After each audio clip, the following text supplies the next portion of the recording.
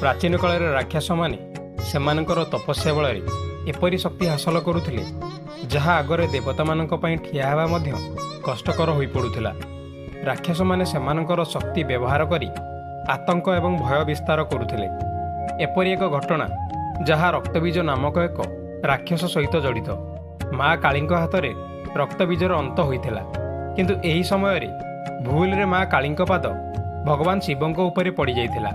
तेबे आसंतु जानिबा सेही घटना विषय रे। थरे रक्तबीज नामक एक राक्षस भगवान शिवंकु प्रसन्न कला एवं तांकठारु एक वरदान पाइला। रक्तबीज को एही वरदान मिलिथिला जे ता रक्त जेउठारे भी पड़िबो तापरि आउ एक राक्षस जन्म हेबो। रक्तबीज तार एही गुण पई अत्यंत गर्वित थिला, तेणु से ता शक्तिर अपव्यवहार करने आरंभ कर देइथिला।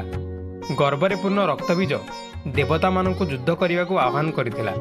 देवता माने रक्तबीज सह लड़ाकू आसीथिले, किंतु जेउठारे रक्तबीजर रक्त पड़िला सेठारे आउ जणे रक्तबीज जन्म होई जाउथिला, जहार फलाफल हेला अनेक रक्तबीज जन्म होई पड़िथिले, जहाकु पराजय करिवार कौनसी उपाय देवता माननक पाखरे नथिला। भयभीत होई समस्त देवता माँ दुर्गांक निकटकू जाई सेमानक जीवन पई भिक मागिबाकू लागिले। रक्तबीज को हत्या करिया पई माँ दुर्गा कालींक रूप धारण करथिले। रक्तबीज को देखि माता काली क्रोधरे परिपूर्ण होई जीभ को एते विस्तार कले जे समस्त रक्तबीज तांक जीभ भितरे प्रवेश करिगले। वर्तमान जेउठारे भी रक्तबीजर रक्त पड़ुथिला माँ काली ताकू पी देउथिले। रक्तबीज को हत्या करिबा बेले माँ एते क्रोधित होइथिले जे तांकू शांत करिबा कष्टकर होई पड़िथिला।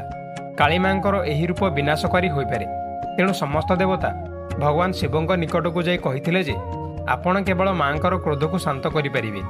भगवान शिवंक पई मध्य माँ कालींक क्रोध को शांत करिबा सहज नथिला, तेणु भगवान शिव माँ कालींक रास्तार शोई पड़िथिले।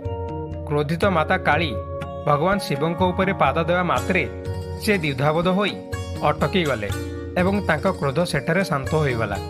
एहीपरि भावरे भगवान शिव देवता माननकु साहाय्य कले एवं माँ कालींक क्रोध को शांत कले, जहाँ ब्रह्मांड पई भयंकर होई पारि थांदा।